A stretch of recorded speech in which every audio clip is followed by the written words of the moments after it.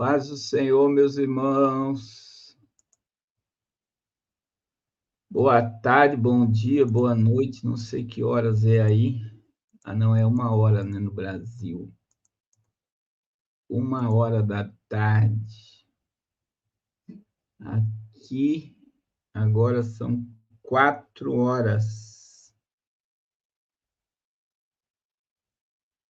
Glória a Jesus. Que Deus abençoe. Estamos ao vivo, fazendo live cedo hoje, que eu não vou conseguir entrar à noite para estar junto com vocês. Deus abençoe o irmão José Henrique, irmã Rosângela, irmã Mari. Deus abençoe todos os irmãos. Nós estamos em Portugal ainda, iremos pregar hoje. Pregamos todos os dias, né? Desde o dia que chegamos, quinta, sexta, sábado, domingo de manhã, domingo à noite. Ontem, tivemos no Café Koinonia, aí na igreja do Catedral do Avivamento, que é a sede do pastor Marco Feliciano aqui em Portugal. Estivemos, e hoje estaremos pregando novamente, e amanhã estaremos indo para Roma. Todos esses dias estamos aí na presença de Deus, e eu glorifico a Deus,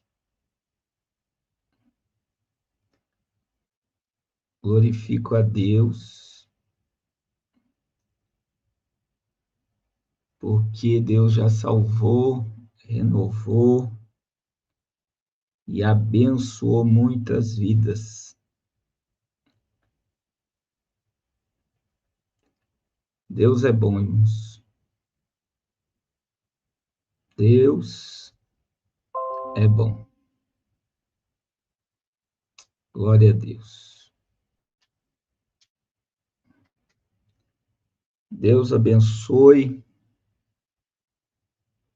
em nome de Jesus. Irmão Antônio, Toninho. Deus abençoe, Toninho. Glória a Deus.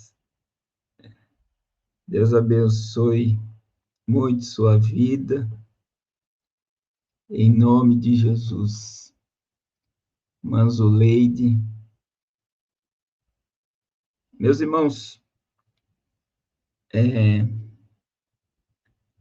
não deixe de abençoar o projeto Arrependa-se. Hoje eu comecei envio repasses de dinheiro para a África, né? E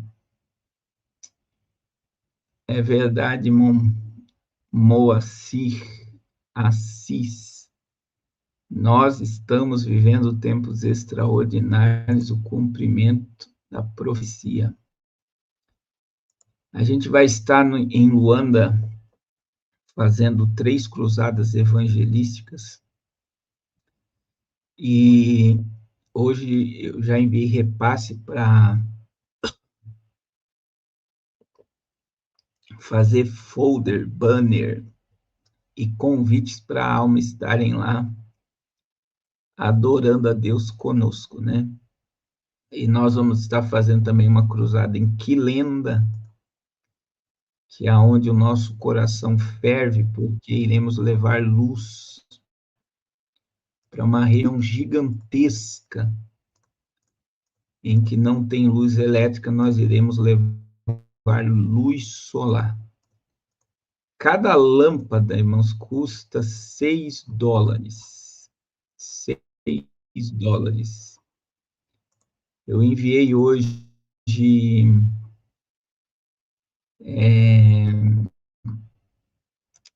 às 5h30, né? 5h30,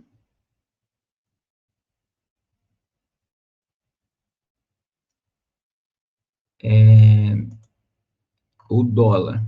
Então, 6 vezes 5, 30 e poucos reais cada lâmpada. Se você puder doar, eu queria levar 2.000 lâmpadas, mas pelo menos 1.000 lâmpadas eu creio que Deus vai nos dar condições de comprar e levar para a região de Quilenda.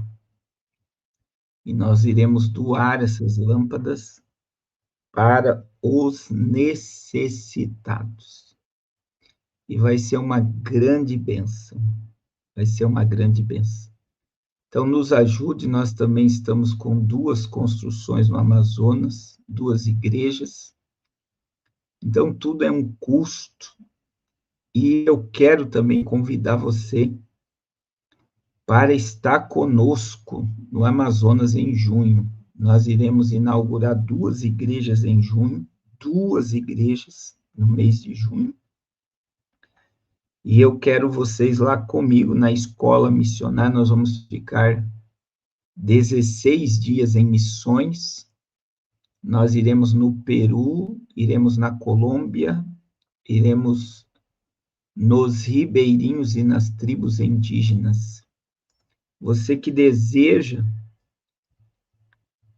que teu coração arde por missões, entre em contato conosco para estar junto conosco nessa obra. Amém? Glória a Jesus. Glória a Jesus. Meus irmãos, a gente está diante de um cenário geopolítico que está muito estranho a cada dia que passa, né? Está havendo um conflito gigantesco entre Israel, Estados Unidos e Irã agora. É verdade, irmão Reginaldo. Porque o Donald Trump ele anunciou um acordo de um cessar-fogo de 5 dias com o Irã.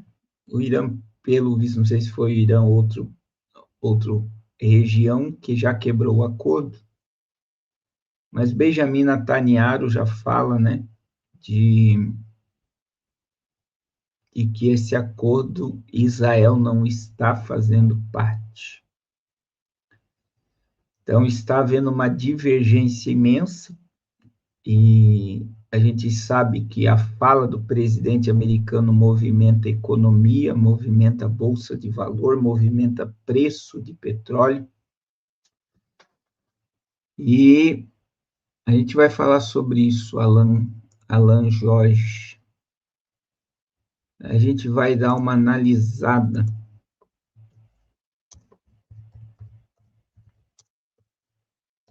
sobre o que está acontecendo entre Trump e o Irã.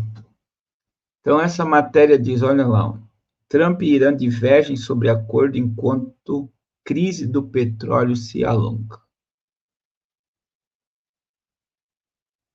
E perto de completar um mês de conflito, negociações entre Estados Unidos e Irã travam diante de ameaças mútuas e tensão no Estreito de Hormuz. À véspera de completar um mês de conflito, a agenda no Oriente Médio entre Estados Unidos e Irã e Israel ganha capítulos contraditórios em relação às negociações. Entre discurso diplomático de Donald Trump e sinais de recuo, o Irã mantém posicionamento rígido, desmentindo a versão norte-americana e reforçando ameaças militares. Na segunda-feira, Trump buscou desmentir imagens de liderança conciliadora ao chegar ao 23º dia de guerra, anunciando tréguas de 5 dias. O cessar-fogo temporário abrange possíveis ataques à infraestrutura energética iraniana.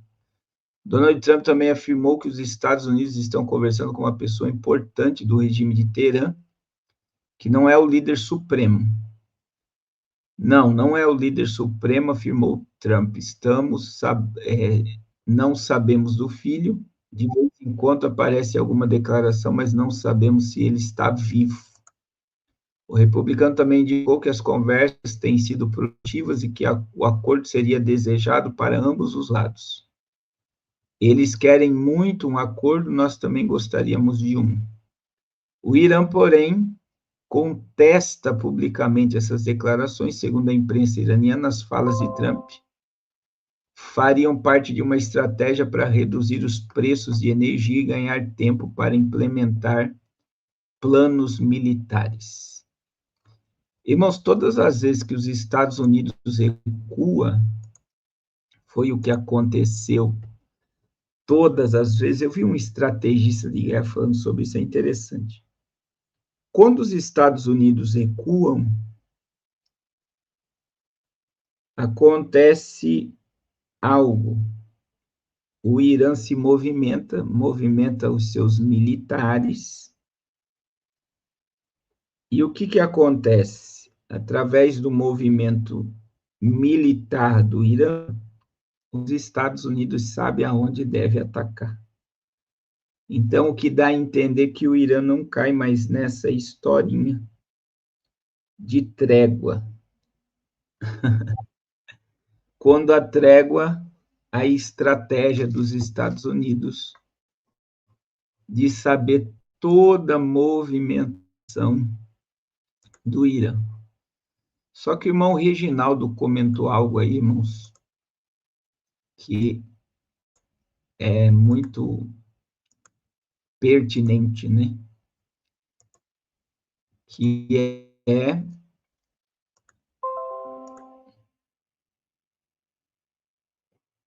olha aí, ó,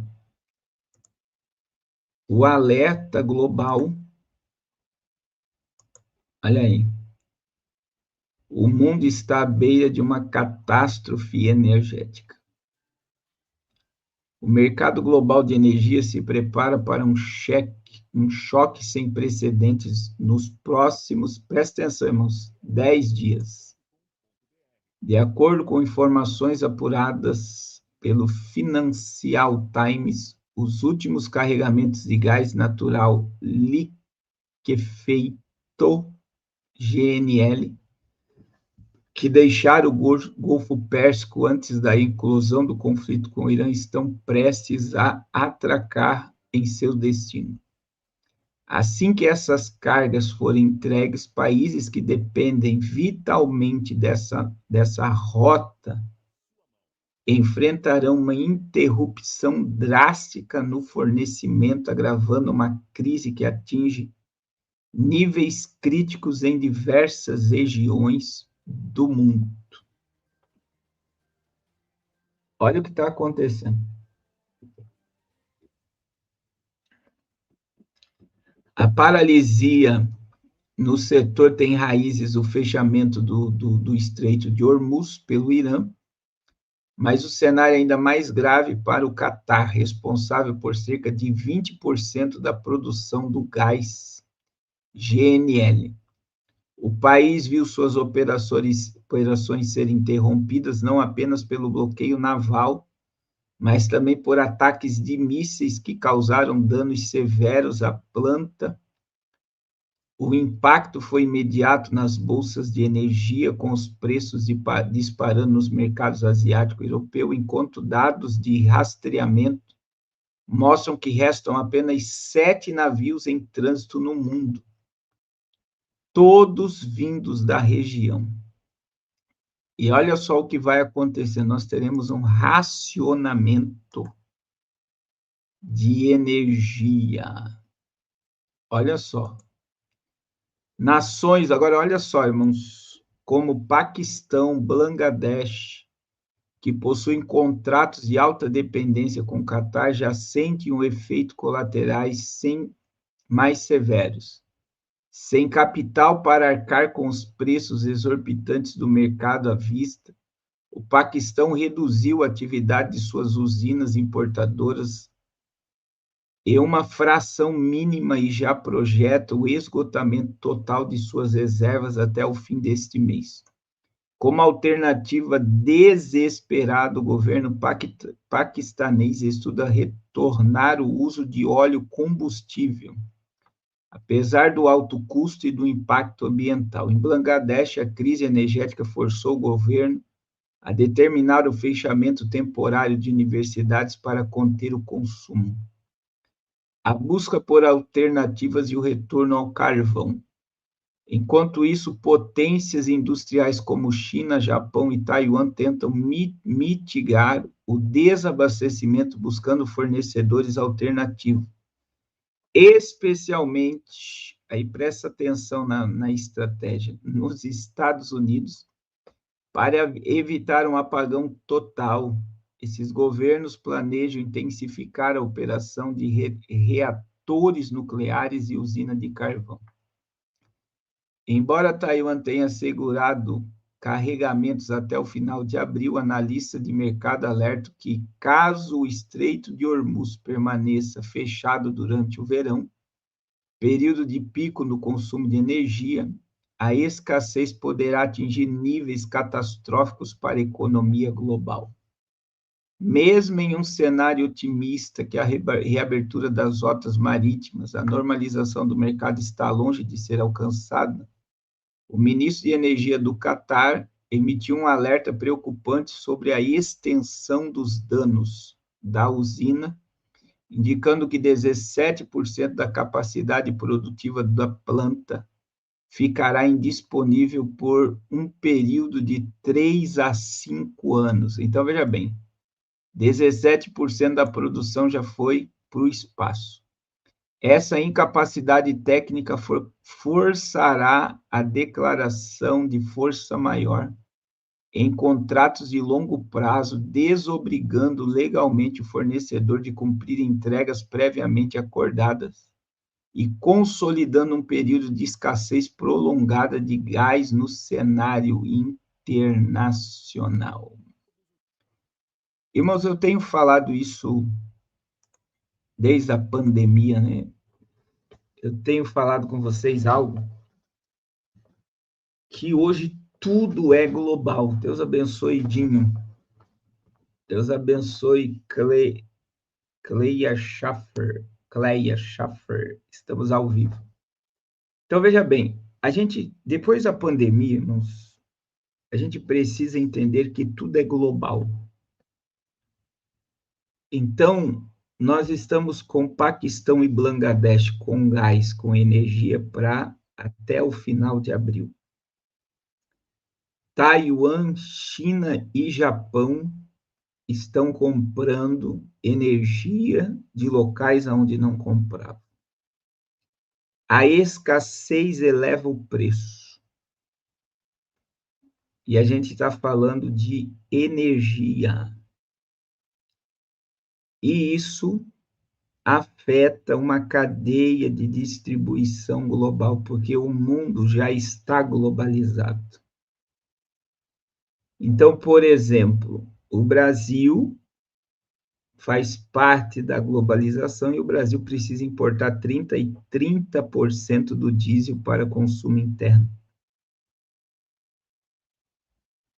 Então, veja, eles fazem mecanismo de você ser dependente de alguma coisa de algum país para você estar totalmente ligado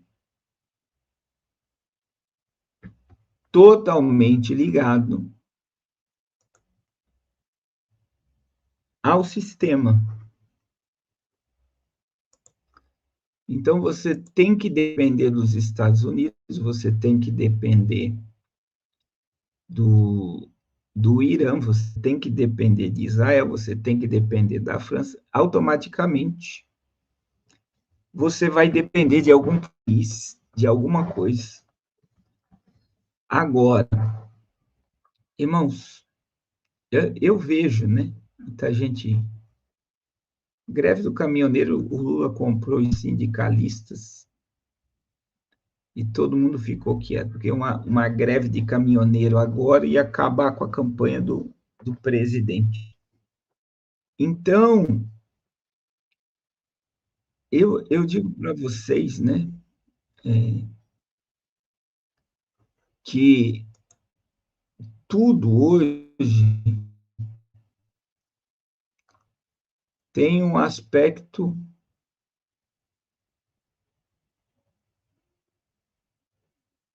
tudo hoje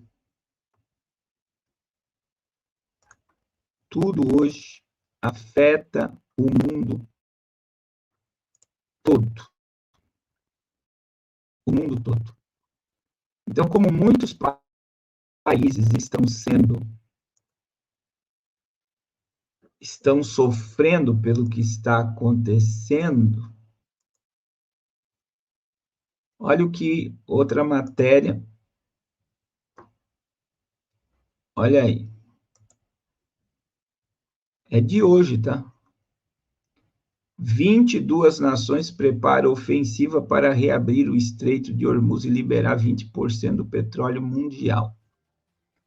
Uma coalizão estratégica formada por 22 nações, incluindo membros da OTAN e parceiros do Oriente Médio, Ásia e Oceania, estão articulando uma ofensiva diplomática e operacional para retornar o tráfego marítimo do Estreito de Hormuz. De acordo com o secretário-geral da OTAN, Mark Rutte, o objetivo central da iniciativa é restaurar a livre navegação e garantir segurança às embarcações em uma das rotas comerciais mais vitais do planeta. Atualmente, o fluxo na região está interrompido por decisão do Irã, que bloqueou a passagem desde o início das hostilidades de 28 de fevereiro, impactando diretamente o transporte de aproximadamente 20% do petróleo consumido globalmente. A articulação multinacional e a visão de Washington. As recentes declarações a empresas norte-americanas, Rutte destacou que o grupo de países trabalha de forma célere para viabilizar a reabertura do estreito. O movimento é visto como uma resposta direta às pressões do presidente Donald Trump, que vinha criticando abertamente a postura de aliados da OTAN diante da crise. O secretário-geral reforçou que a iniciativa busca implementar a visão estratégica da Casa Branca, sinalizando um alinhamento entre as potências ocidentais e os parceiros regionais para atender ao chamado de Washington. Apesar do histórico recente atrito diplomático entre Estados Unidos e União Europeia sobre o gerenciamento do conflito no Oriente Médio. Então, veja bem, irmãos, os países que vão aderir Estados Unidos, Reino Unido, França, Japão, Coreia do Sul, Emirados Árabes Unidos, Bahrein, Austrália, Nova Zelândia. Autoridades militares desse país já iniciaram um planejamento coordenado para a investida. No entanto, o líder da OTAN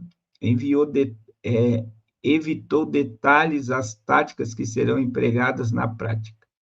A cautela se justifica pelo cenário de alta tensão, uma vez que o incremento da presença militar estrangeira em águas monitoradas pelo Irã eleva o risco de uma expansão imprevisível da G na região. Irmãos, o mundo está um barril de pólvora, né?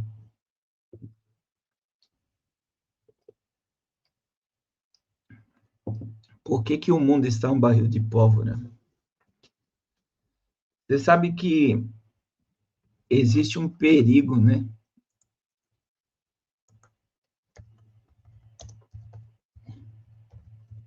De um desligamento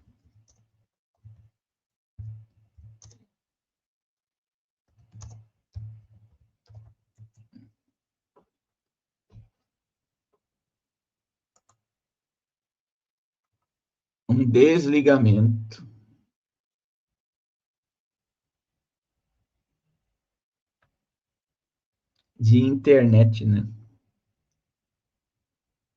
Então, veja bem, irmãos, 95% dos navios pararam de passar no Estreito de Hormuz. Aí veja bem, 22 países estão agora fazendo uma estratégia militar para reabrir o Estreito de Hormuz.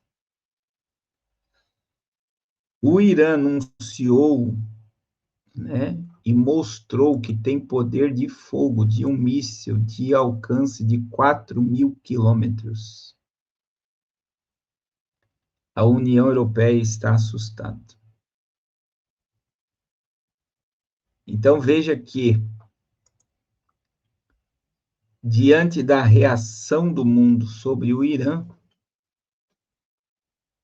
eles podem estar mexendo com uma onça, numa onça com vara curta.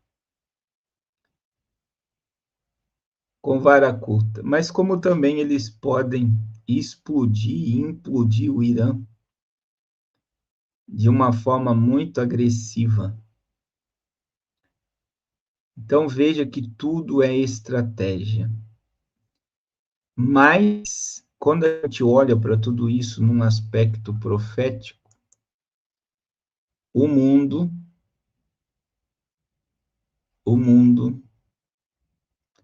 Deus abençoe o pastor Israel Agostinho, está sendo trazido para dentro de uma crise gigantesca. É o mundo que está sendo conduzido, porque o preço do petróleo aumentou no mundo todo, as coisas aumentaram no mundo todo,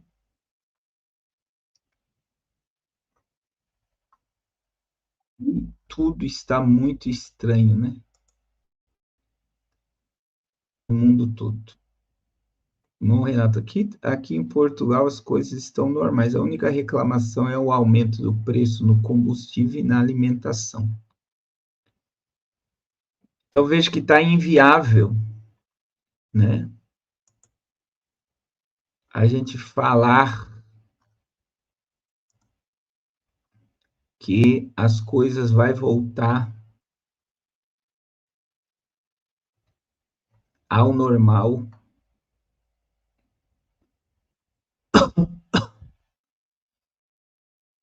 breve.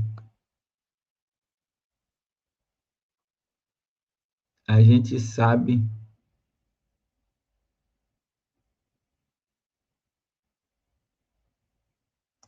a gente sabe que um estrago já foi feito na economia mundial e esse estrago ele se potencializa a cada dia que o Estreito de Hormuz está paralisado.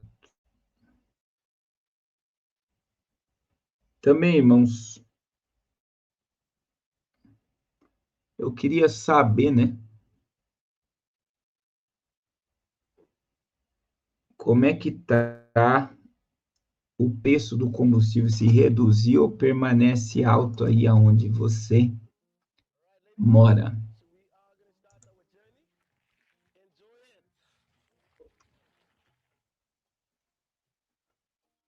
Como é que está aí? Está barato ou continua alto?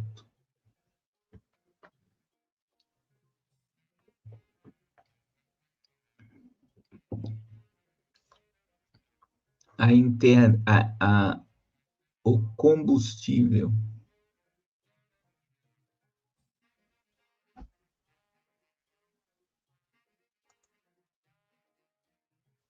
Porto Alegre, R$ 7. Tá caro. R$ 7. Como é que tá aí? Santarém, 7,19. São Luís do Maranhão, R$ 7. Rio de Janeiro, tem alguém do Rio de Janeiro aí? Ceará, R$ 7. R$ 8 em Serra Dourada, na Bahia. Meu Deus, R$ 8. Rio de Janeiro. Rio de Janeiro tem um imposto altíssimo sobre combustível. Tem alguém do Rio?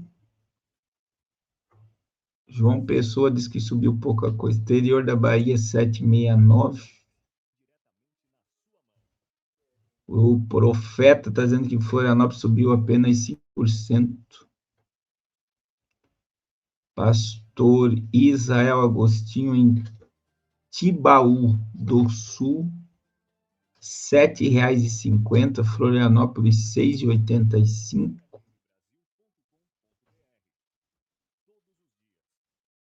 Rio de Janeiro, acho que é 7,42. Irmãos, a estratégia que o governo utilizou de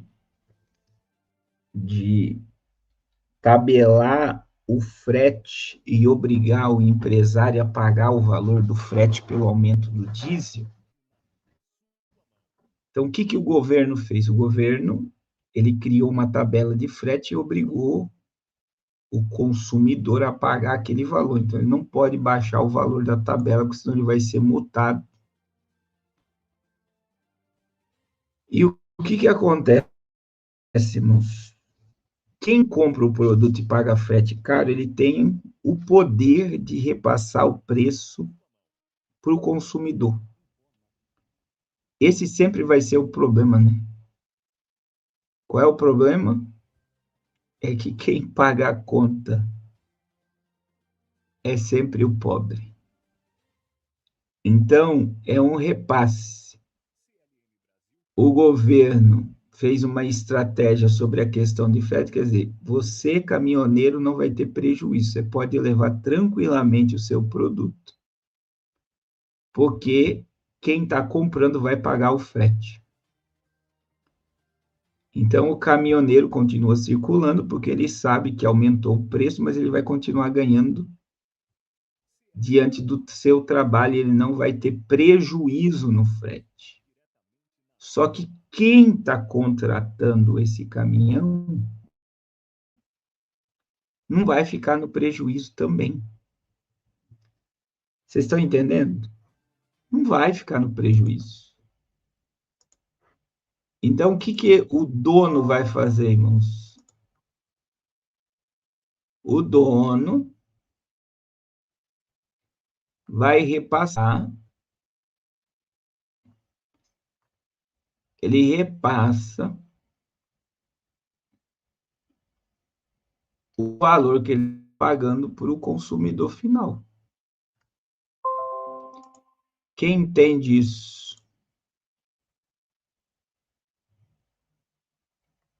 Aí o consumidor final, ele paga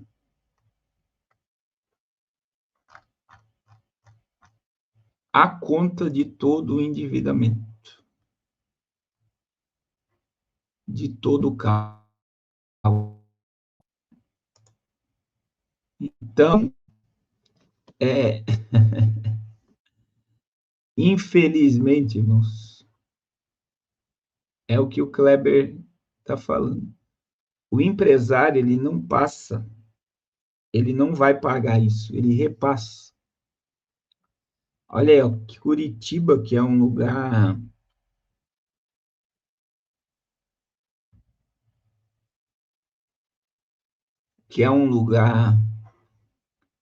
que já deveria estar mais barato.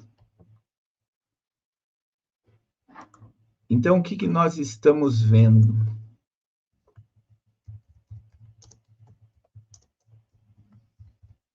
Que, infelizmente,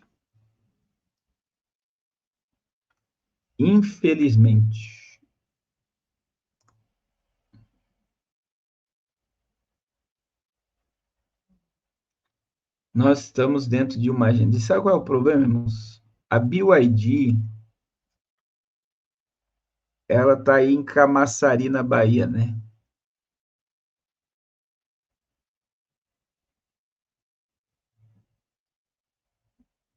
E aí, veja bem, eles estão com uma fábrica, irmãos, Eu recebi vídeo, eu não sei se vocês já viram esses vídeos na internet, né? Eles estão construindo uma cidade para os chineses. E essa cidade chinesa parece que já tem 4 mil chineses trabalhando em Camaçari. Tem alguém da região aí para confessar essa realidade? E aí, veja que se você olhar para os pátios de carro elétrico,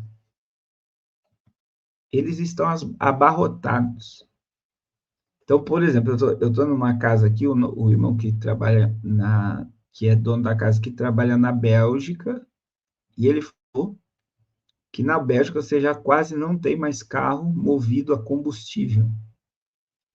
E quanto mais o carro polui, mais alto é o IPVA. O que eu quero dizer, irmãos? Vocês não pensam que esses carros elétricos vão ficar lá no pátio.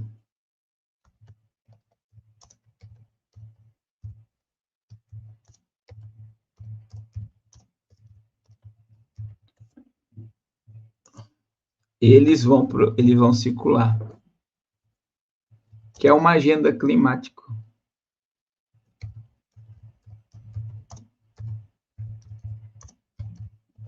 Quer dizer, os pátios estão lotados, os pátios estão lotados desde 2000. Deixa eu mostrar para vocês aqui. E 25. Então, quer dizer, eles têm carro antigo que nem foi para a rua ainda. E aí eu tenho que raciocinar. O que eu tenho que raciocinar? Eu tenho que raciocinar como é que um carro 2024, 2025 não foi vendido, está guardado. Veja que a BYD dá um monte de desconto para as pessoas ir para o elétrico. Milhares de carros elétricos chineses estão entupindo os portos brasileiros. O plano era conseguir desembarcar os carros e vendê-lo antes do impacto do aumento das tarifas. Então, os portos brasileiros ficaram entupidos este ano com mais de 70 mil veículos elétricos chineses não vendidos, num sinal de como está difícil para as montadoras chinesas manterem seu crescimento robusto. Só que daí eu preciso entender, eles estão com um estoque gigantesco, só que eles estão abrindo fábricas gigantescas para montar o carro no Brasil, trazendo funcionário chinês.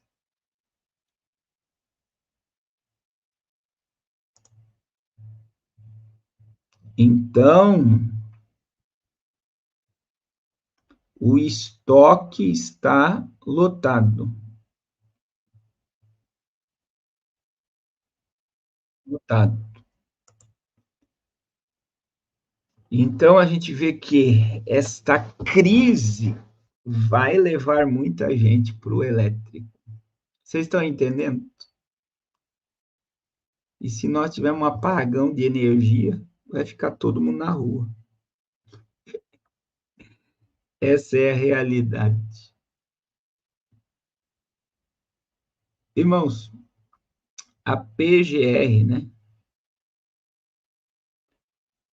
deu favorável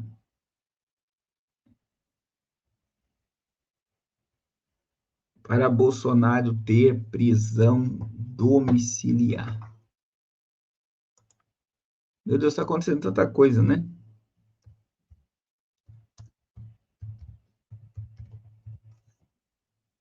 Tanta coisa.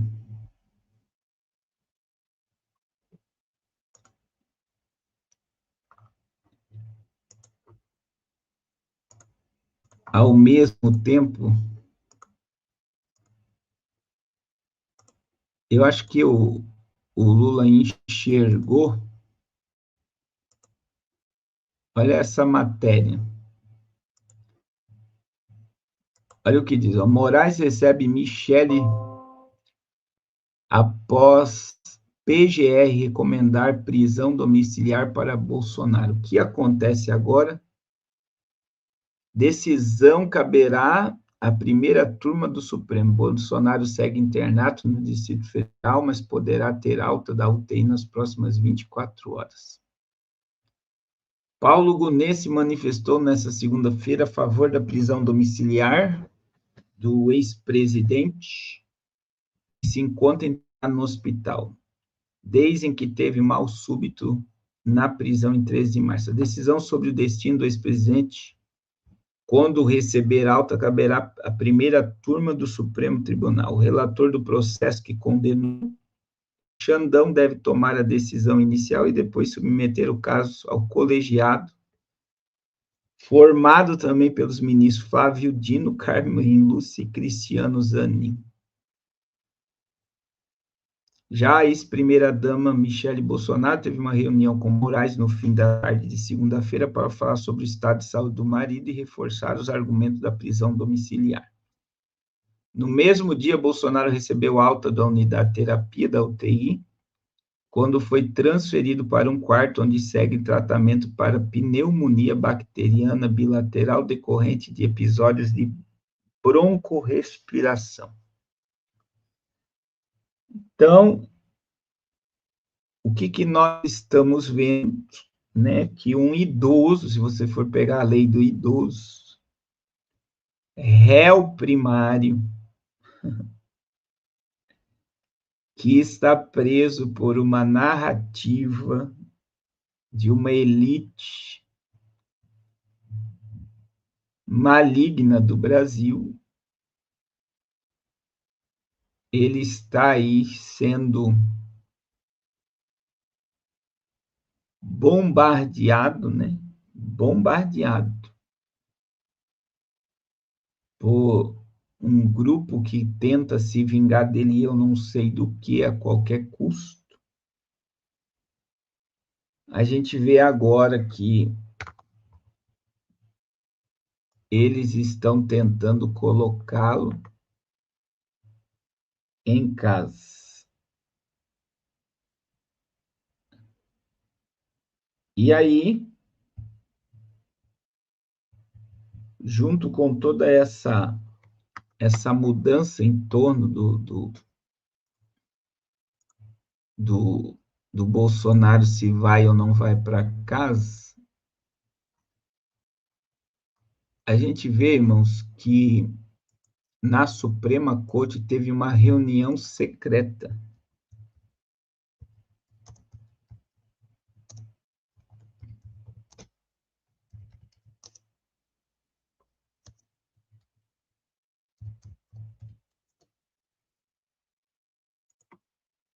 Porque existe uma ala, que é essa primeira turma da Suprema Corte,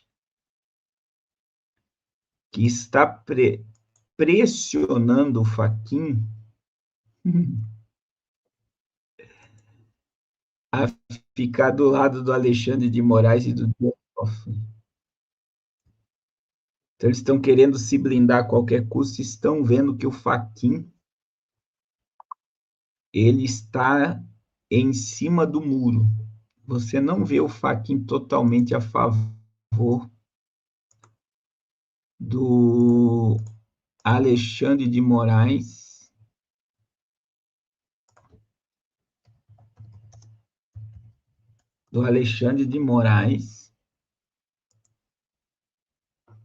e do senhor Dias Toffoli. A reunião fechada no Supremo expõe divergências e aprofunda racha interna. A ala do tribunal cobra de Fachin ação coordenada para defender ministros explicitamente. Presidente tem propagado autocontenção e reflexão dos colegas. Uma reunião realizada a portas fechadas no Supremo no dia 12 de março ampliou as divergências entre os ministros sobre como conduzir a crise causada pelo avanço das investigações e revelações do Banco Master e aprofundou um racha interno no tribunal. O encontro foi solicitado por Gilmar Mendes ao presidente da Corte, Edson Fachin, o que aconteceria entre os dois ministros. Muitos minutos depois do início da reunião, o ministro Alexandre de Moraes, Flávio Dino, Cristiano Zanin se juntaram ao decano, ao presidente do Supremo. Parte desses ministros tem cobrado de Fachin desde o ano passado maior empenho na defesa de colegas que estão no noticiário por supostas relações com o ex-banqueiro Daniel Vorcaro, e em especial Moraes e Dias Toffoli. A cobrança, porém, não surte efeito. Fachin mantém a pregação por contenção do Supremo e reflexão por parte dos seus integrantes, evidenciando as divergências sobre a forma de conduzir a crise. Os discursos do presidente do tribunal são vistos como indiretas aos colegas e têm incomodado os ministros. 2 dias antes da reunião, Fachin afirmou durante um evento que o saudável distanciamento dos magistrados entre as partes envolvidas e os interesses em disputa é condição essencial para garantir a justiça. 4 dias após o encontro, o presidente do Supremo disse que o tribunal deve buscar a autocontenção e que a Constituição Federal não pode ser usada como um cardápio de argumentos disponíveis para defender qualquer decisão ou tese de interesse. Na reunião do dia 12, os ministros reforçaram um pedido antigo para que Fachin lidere o movimento no tribunal para dar uma resposta à crise em nome de todos os ministros. A avaliação é de que cabe ao presidente coordenar as pautas do tribunal e não apostar em uma pauta individual, uma referência ao código de ética principal proposta do presidência de Fachin.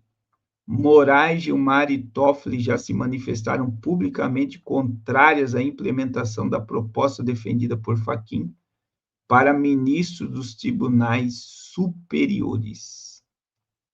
Irmãos, essa é a imagem, né?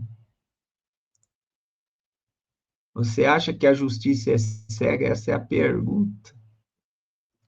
Deus abençoe, Romilson começou a nos seguir no Instagram. Você acha que a justiça é cega? Claro que esse não é o significado da imagem. Ai, ai. Eu tenho dito, irmãos, que a pressão, veja, que são duas bombas gigantescas, o INSS e o caso do Banco Master, colocam em xeque a República do Brasil. Então, estão dizendo nos bastidores que Vorcaro vai denunciar apenas 15 políticos e talvez nem denuncie os ministros da Suprema Corte, que também não é muito louco da cabeça. Aí já outra visão que o Lula quer a cabeça de Dias Toffoli, quer que ele peça afastamento por doença e depois renuncie o cargo. Outra coisa que ninguém está falando nada, ninguém fala nada sobre a sabatina de Jorge Messias, que foi o indicado do Lula assumir o lugar do Barroso, porque o Alcolumbre está com birra, porque não foi o Pacheco indicado para assumir a Suprema Corte. Então, o que nós vemos no Brasil, irmãos? Que existe um grupo político corrupto, maligno, que está ligado ao Supremo, e o Supremo está ligado a este grupo, que não querem parar a corrupção. Eles querem se blindar e saírem como mocinhos de toda essa história. Mocinhos, eles querem sair como os salvadores. E aí, sabe o que está acontecendo? é que não tem como silenciar a mídia, principalmente a Globo, porque a Globo é 5% da Nubank. E a Globo faz parte de um sistema gigantesco, um esquema gigantesco com o global, com quem manda no jogo. Então, a Globo, voz do sistema. E existe uma autarquia, uma autoridade, uma elite que está incomodada com os ministros da Suprema Corte e alguns políticos.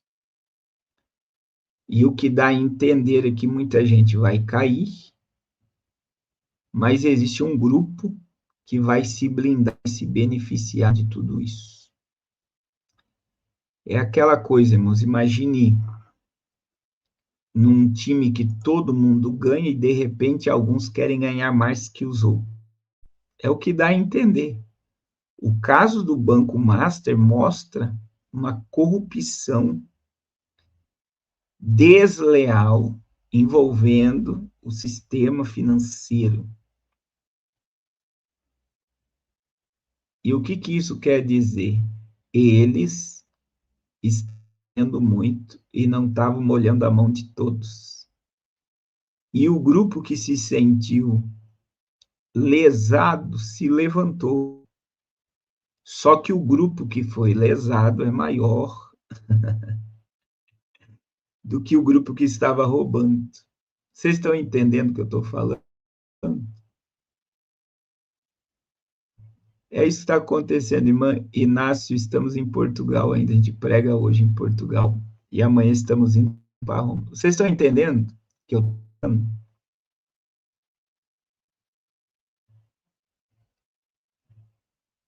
É isso que está acontecendo, irmãos. É isso que está acontecendo. O grupo que estava sendo lesado é maior do que o grupo que estava roubando. E o grupo que estava sendo lesado já marcou um alvo na testa de quem eles querem derrubar e eles vão ser derrubados. O Faquin, pelo que dá a entender, o Mendonça, pelo que dá a entender, não fazem parte desse. Eles não vão se. Eles fazem parte do grupo mais forte. E o grupo mais fraco, que achava-se o todo-poderoso, está ruindo de dentro para fora.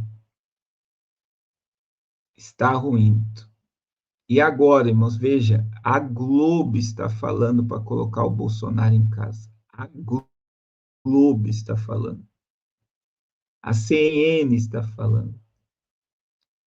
Então, veja, a pressão que esse povo está sofrendo, ela é gigantesca. Gigantesca. Ô, irmão Inácio, entre em contato comigo que eu passo o cartaz do local onde vamos estar hoje.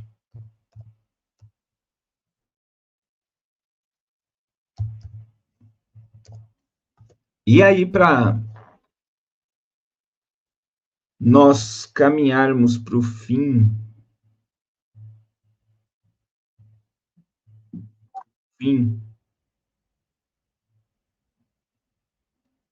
dessa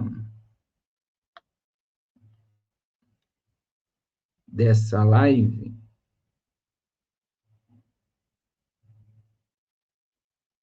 a gente vai falar sobre a camisa da seleção brasileira.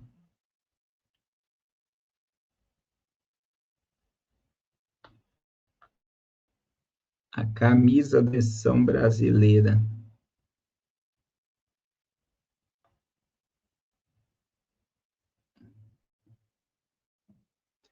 Irmãos, teve uma campanha da Prada.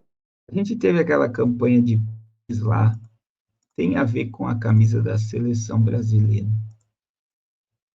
É muito tenebroso. Olha essa campanha da Prada, irmãos.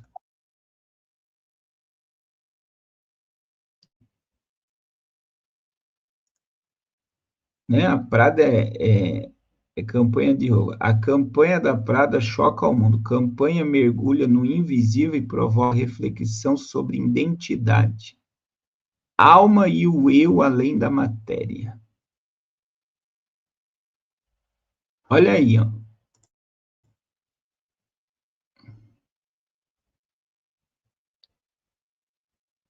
Então, é como pessoas se identificam.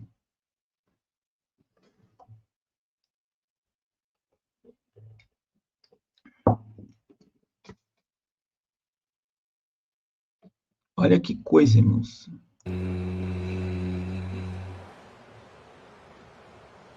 I, I, I, I am. Olha isso. I am.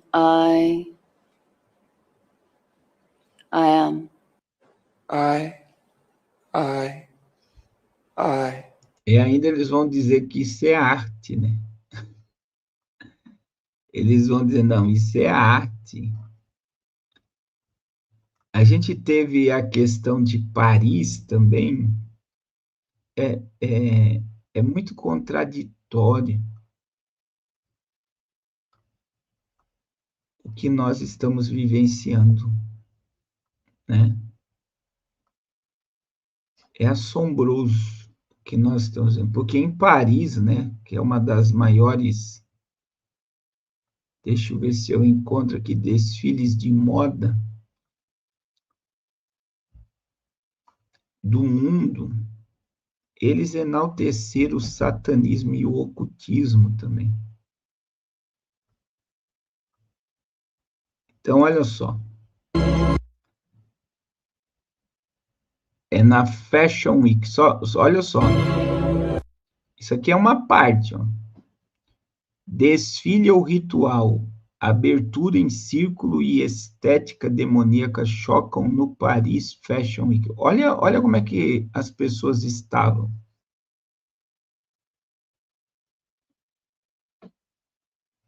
E eles estão dizendo que isso é moda, tá?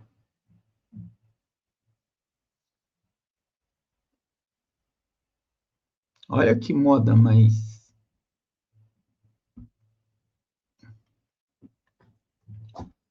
Olha,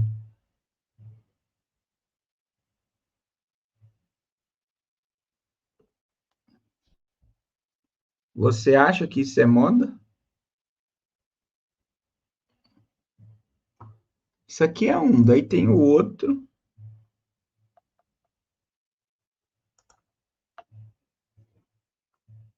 Vamos ver se eu acho aqui.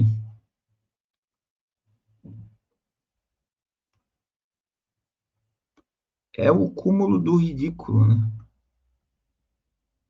Aqui, ó. Olha aí, ó. A moda. Olha a moda. Olha que coisa mais linda.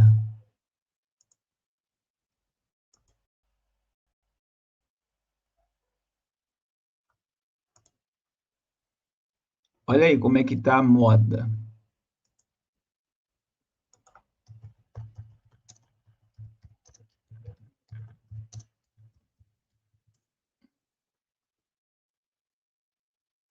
Aí o pessoal, né? A gente tem aí a nova camisa da seleção brasileira. Por que, meus que estou mostrando isso aqui? Veja, a Prada me lança um, um, um comercial assombroso. Paris Fashion Week, todos estavam meio que endemoniados, invocando portais, abrindo portais através da moda. E aí nós tivemos uma apresentação da nova camisa da seleção, que não tem como, né, irmãos? Você vê nitidamente que tem uma imagem na camisa.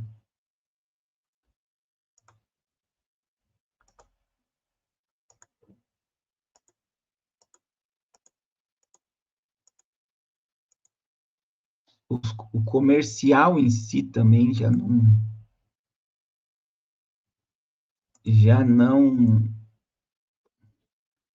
E você vê uma referência, né? Nítida, clara, ao maligno, né? E aí deu maior polêmica, que não é vou dizer novamente, uma teoria, é uma realidade. Então, a nova camisa da seleção tá aí, ó. A nova camisa da seleção de futebol 2026 está dando o que falar. Segundo a campanha oficial de lançamento, o conceito Joga Sinistro propõe uma estética mais sombria, urbana e fora do padrão tradicional. Jogo bonito. O uniforme foi desenvolvido em parceria com Jordan Brand, divisão da Nike, inspira no legado de Michael Jordan. O que chamou a atenção foi o estilo de lançamento e detalhes do design, e rapidamente deram origem a diversas interpretações. E aí,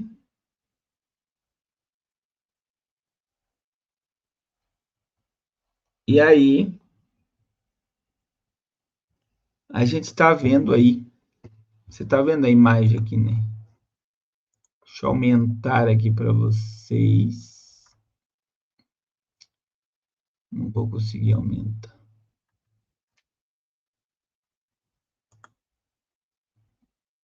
Mas aí dá para ver nitidamente aí que eles não estão mais escondendo quem servem, quem adoram, quem glorificam, né? A irmã Tassiana está dizendo que não tem nada a ver. Irmãos, tudo era tão bom que as pessoas entendessem. Olha só. Irmãos, tudo tem um propósito e tudo tem uma mensagem positiva. Tudo, tá? Isso não é coisa da cabeça de pregadores, de ensinadores. É a mais pura realidade. Tudo tem uma mensagem preditiva. Tudo tem um propósito. Tudo. Então, muita gente vai dizer assim, não, é só uma camiseta com uma imagem negra, mas tem um desenho por trás daquela imagem negra. Então, tudo tem uma ligação. Tudo. Futebol é pão e circo.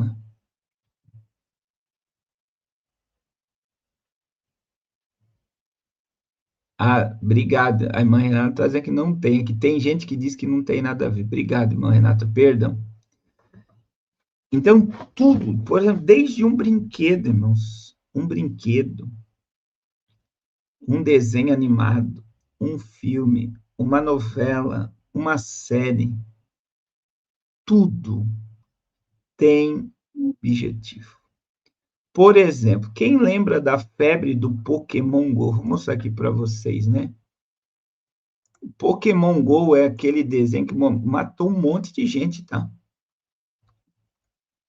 Porque os jovens estavam indo para a rua, para eles conseguir jogar, eles tinham que tirar foto do lugar. Alguém lembra aqui do Pokémon Go?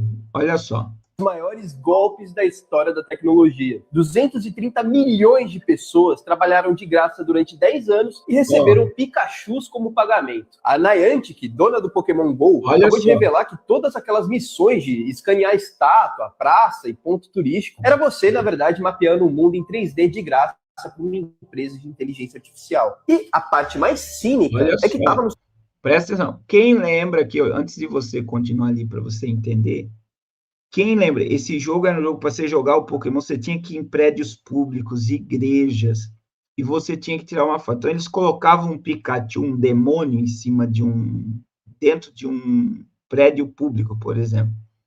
E um monte de jogador lá, eles tinham que tirar a foto daquele lugar, e tirando a foto daquele lugar, ele conseguia jogar. Quer dizer, teve pessoas que morreram atropeladas, teve pessoas que chegaram a fazer loucuras para conseguir jogar.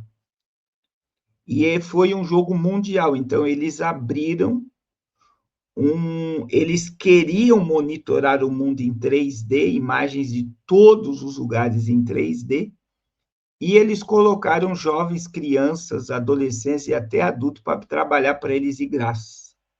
Irmão, assim, as pessoas que não se contentavam de ficar na cidade, elas iam para outras cidades ou para outros estados, e teve pessoas que foi para outro país para jogar o jogo.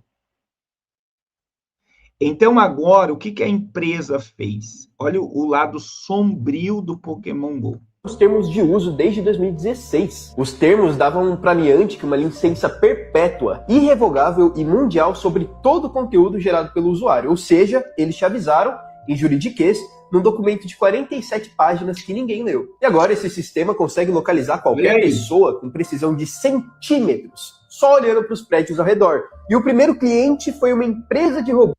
Quer dizer, eles monitoraram o planeta Terra inteiro em 3D, e agora eles têm informações. E olha só, a primeira empresa que contratou essa empresa por ter o local exato da pessoa.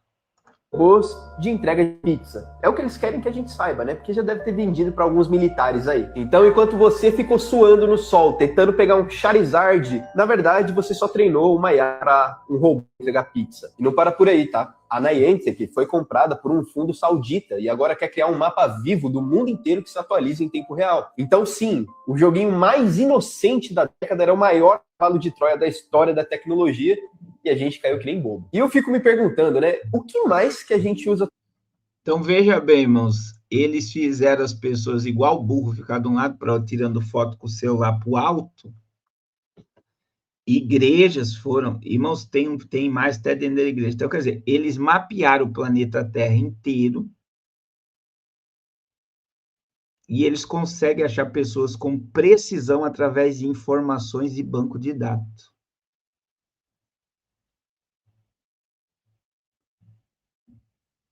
Então, tudo isso é uma programação. E o que eu digo para vocês sempre, irmãos? Isso mesmo.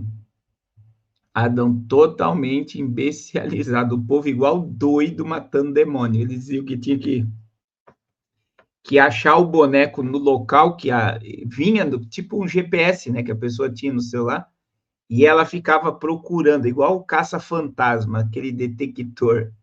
E aí ela tinha que ir no ambiente, para ela conseguir passar a fase, ela tinha que tirar uma foto daquele ambiente. Então, imagine que eu coloco uma foto na Praça da Sé, um demônio lá na Praça da Sé. Vai lá 100 jogadores tirar a mesma foto. Fotos de ângulos diferentes, de todos os aspectos foram tirados do mesmo local, do mesmo ambiente. Sistema de monitoramento. E o que eu acho incrível, irmãos, que quando esse jogo foi lançado, eu falei exatamente isso. Deve ter vídeo meu no Facebook, na página do Evangélicos da Ilha, eu vou tentar achar, falando sobre isso.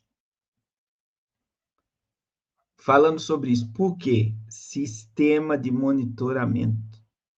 As pessoas estavam entregando dados e informações e trabalharam, como esse rapaz aí falou,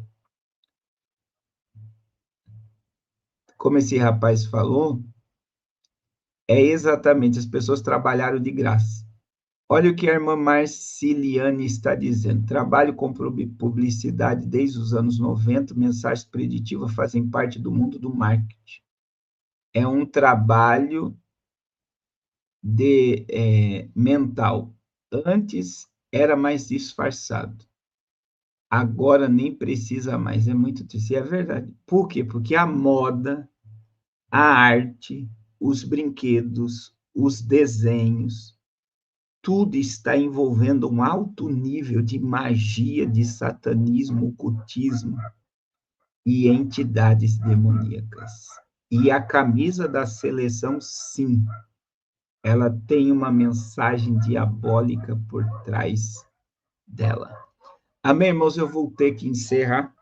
Já são 5h20, eu vou sair para pregar aqui em Portugal. E eu quero pedir, não saia sem deixar seu like, sem se inscrever no canal. E eu peço a todos, não deixe de abençoar o projeto. Arrependa-se. Amém? Deixa eu orar por você. Pai, em nome de Jesus, obrigado por mais essa live, mais este momento em tua presença. Abençoa teu povo, teus filhos, de uma forma poderosa. E continua, Senhor, nos alertando, nos despertando cada dia mais para o que está acontecendo e o que vai acontecer. Nos revela através da tua palavra e do teu Espírito, Senhor. Nos cobre com teu sangue, nos blinda de todo mal. Em nome de Jesus. Amém. Deus abençoe, vocês são uma bênção de Deus. Deus abençoe a todos.